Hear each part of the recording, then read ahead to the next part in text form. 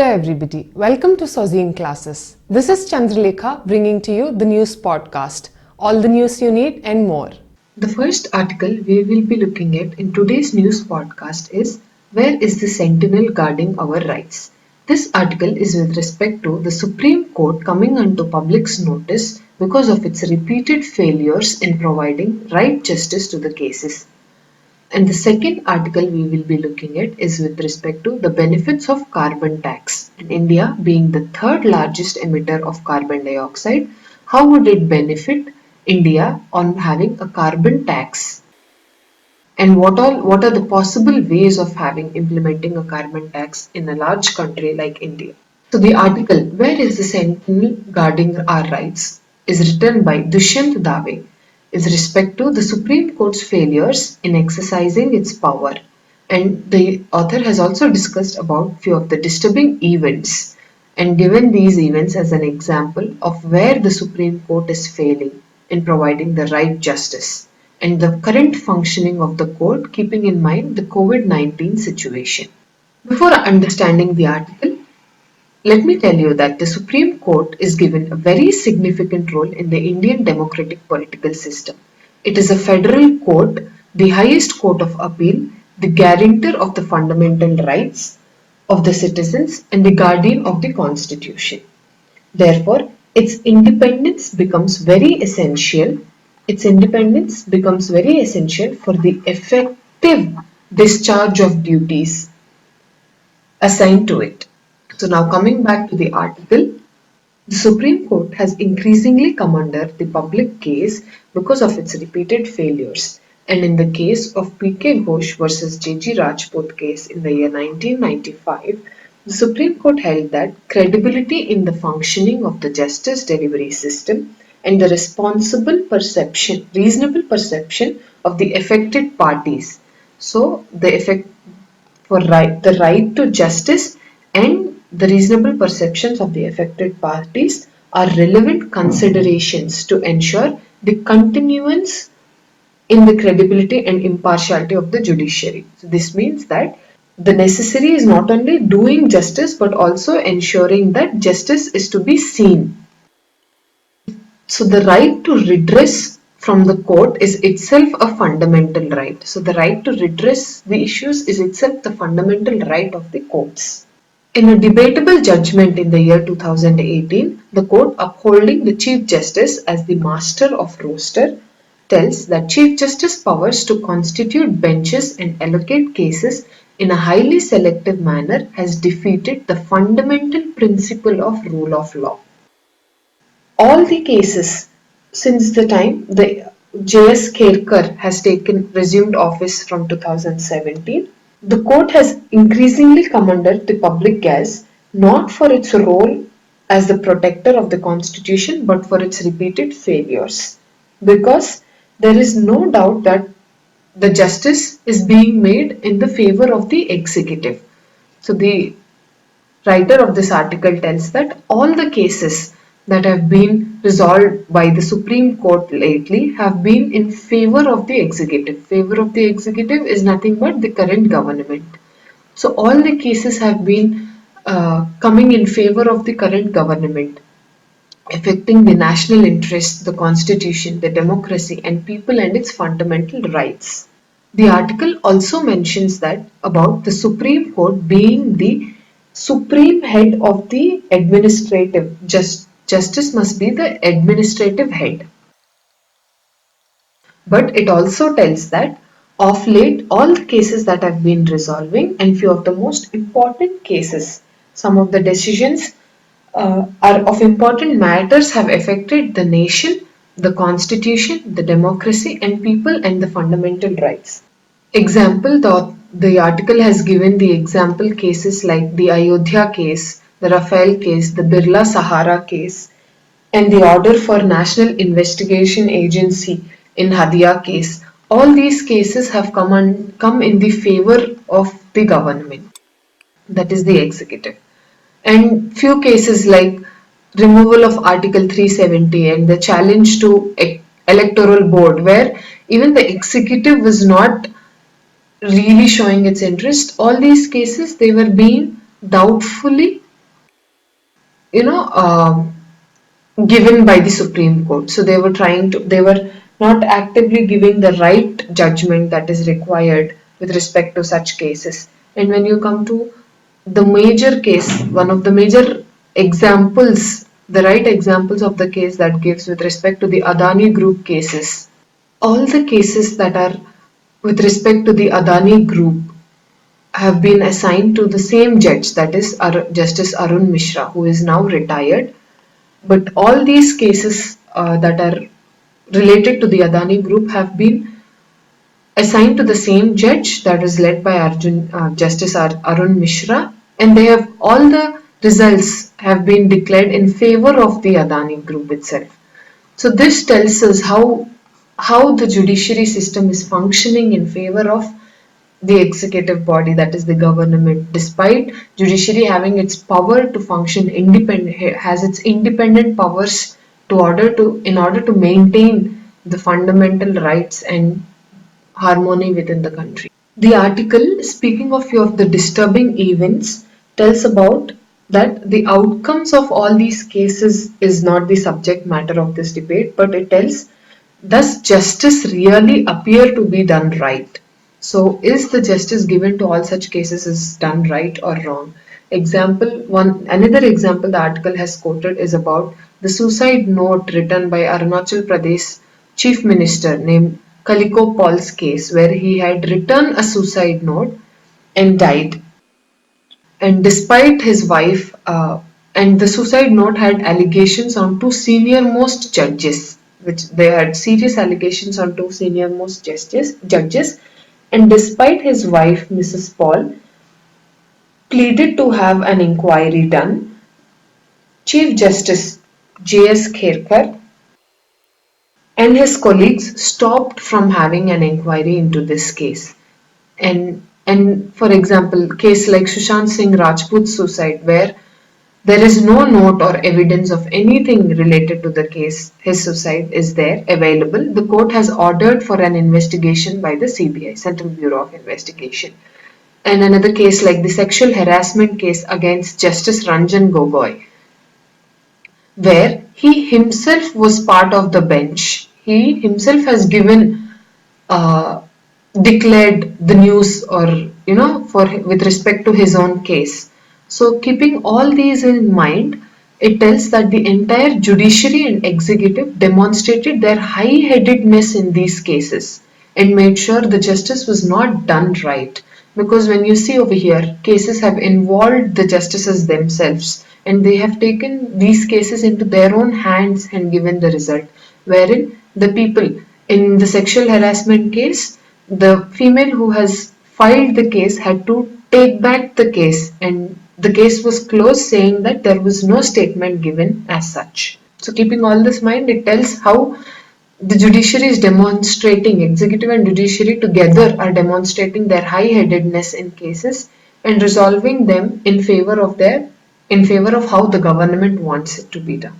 And now looking at the having the COVID-19 situation, pandemic all around the world, since the time of the lockdown, the Supreme Court is functioning in a truncated manner, which is very far from satisfactory. So all the senior judges are not assigned with the public interest litigation matters, and cases of the executive interests of all the government interests are being allotted to benches that are constituted by the Chief Justice of India only.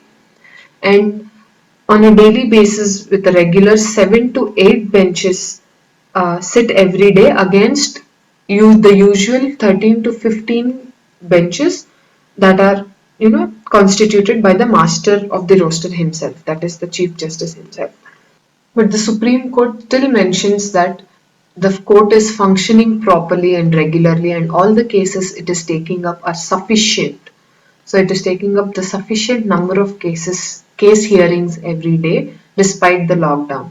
But when it comes to the notice, despite the bar and litigants repeated information or request on handling more cases, the Supreme Court satisfactorily tells it is taking the sufficient number of cases. And majorly, most of the cases that are being resolved are being in favor of the executive body only. So with this way, the article tells that the court needs to readdress its role assigned under the Constitution, and the Supreme Court must reassert empathetically that it is truly the senator on the qui vive as regards the fundamental rights of all the citizens. So this is the major conclusion of this article, which by this article it is the time for Supreme Court to readdress its role and make sure all its judgments are given the right justice and builds the confidence of the people again and upholds the fundamental rights at most importance. This is about the first article. Moving on to the second article, it is about the carbon tax. It is the benefits of having a carbon tax, pricing the carbon content of domestic production and imports with the help of effluents. So the reason this article has come in today's newspaper is China, being the largest emitter of carbon dioxide, has made announcements that it would balance the carbon emissions with measures to offset them by 2060. And with this came into spotlight the United States of America and India, as these are the countries that are ranked second and third respectively after China. One way to cut the carbon emissions is to gain money out of it, that is to earn revenues. Price the carbon content of domestic production and imports, as the International Monetary Fund had recently favored endorsing the European Union's plan to impose carbon levies on its imports, tells that India can be among the first movers in the developing world in taxing and switching from carbon intensive fuels. So since the International Monetary Fund has spoken in favor of, they've liked the way the European Union has taken steps to tax everything that is all the imports that are related to carbon emissions. How that would favor in having less number of imports and switching from a carbon emitting to non emissions, such to other better mode of transportations or utilization of resources, so that the carbon emissions are reduced. So record heat waves like in Delhi, you all know the amount of the temperature, the highest temperature Delhi records usually during summers, then floods in southwest China and the catastrophic forest fires in California. So keeping all these in mind, having lockdown worldwide, despite having lockdown worldwide, this usually did reduce a lot of pollution and carbon emissions and controlled the temperatures and environment to some extent. But with all the previous activities we have done or the world in general has taken place, there was not much of the difference in the drastic change in atmospheres we have seen, in the environment we have seen. And India ranks 5th in the global climate risk in 2020. So what are all the strong actions India has taken so far? It has committed to 40% of electricity capacity being from non-fossil fuels by 2030. So India has committed to reduce 40% of its electricity capacity being from non-fossil fuels. So India by 2030 already wants to start working and come to this percentage of not having the non-fossil fuels electricity capacities. One smart approach India can take is by pricing carbon, that is with 40 large companies around the country, having 40 large companies around the country that emit carbon dioxide on a daily basis. The government can have a price on these emissions, and this way they can give a limit, exempt these companies with a certain limit, and then charge them beyond this limits. So this way, even the companies will take practices in the future will introduce practices that emit less number of carbon emissions. And government can also provide incentives on electric vehicles and bring into the notice of publics of having the advantages of having electric vehicles. And it has also introduced an environmental tax in the 2020-21 budget. So these are the strong measures that the government has taken to achieve the 40% of electric capacity being from non-fossil fuels by 2030.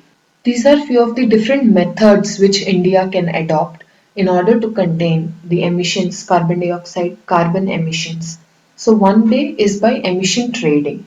So what do you mean by emission trading is we set up a maximum amount of allowable effluents from the industries and permitting those with low. So few companies which have high emissions and few companies which have low emissions of carbon, allowing these low emission carbons to sell the extra space they have, so that this can help in curbing the carbon emissions. And the pilot projects of carbon trading in China were very successful, as they have mentioned. So this can also be one of the methods India can try to adopt. And the United States have taken regional greenhouse gas initiatives. So India can also think of having such regional greenhouse gas initiatives in like the United States have done in curbing and making less carbon emissions. Another best way to control carbon emissions is to have carbon tax on economic activities too, not just on only industries that are, uh, having carbon tax on just industries that emit carbon dioxide, but also impose on imports. So this was done by Canada and Sweden, and they were very successful in these projects. So what do you mean by carbon tax on economic activities? For example, say India imports a lot of coal from other countries. So having tax on this coal amount, say for example, some amount of n number of dollars, $1 million for a ton of coal that is being imported. So this way, if you have economic tax imposed on the resources that are reasons for the carbon emissions also, this will also help in reducing the usage of these and and opting for better options that do not have carbon emissions. The way Canada has done is that they have imposed carbon tax of $20 per ton of every carbon emissions in 2008, 2000, in the year 2019, and have eventually increased it to $50 million, 50 per ton. And this is estimated to reduce the greenhouse gases. So for India, the article mentions that if India rates $35 per ton of carbon emissions, will reduce 2% of GDP by 2030. So if India is estimated, so if India charges carbon tax at $35 per ton of carbon emissions in India, it is estimated to be capable of generating 2% of GDP by the year 2030. So for imposing carbon tariffs, big economies like India should also use their global monopsony or the power of being a large buyer in the international trade to impose carbon tariffs as envisaged by the European Union. So India being one of the largest countries in global monopoly and have being one of the large buyers in the international trade, it it it is India has a great opportunity to envisage many such tariffs like how the European Union has been doing. And also in the growing trend of public support with respect to the environmental situations, how the public is also taking measures to curb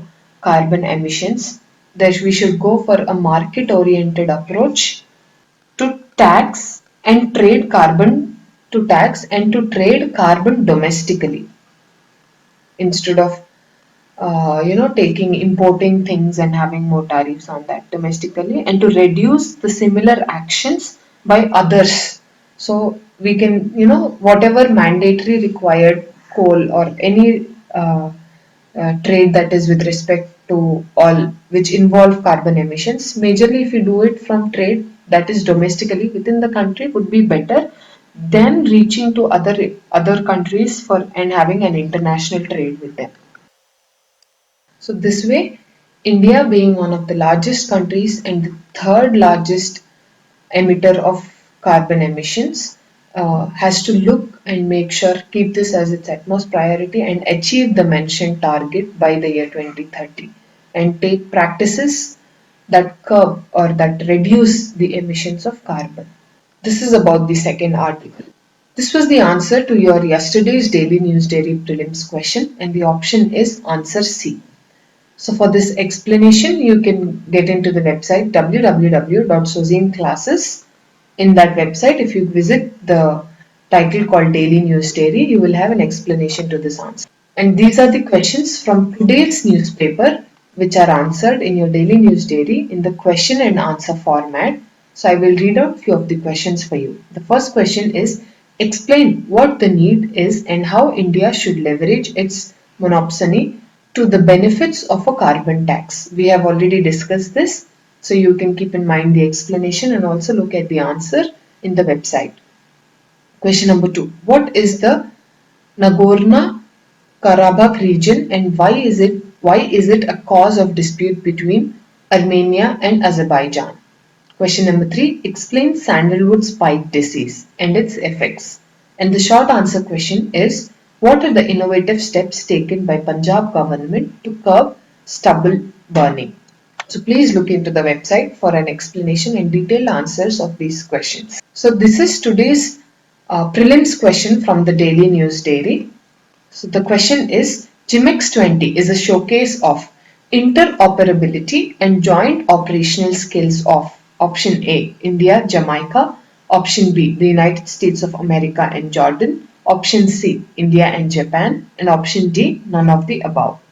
Thus, leaving you all to write your answer in the comments section below, this is a wrap on your news podcast. Tomorrow is another day with another news. Thank you and have a great day.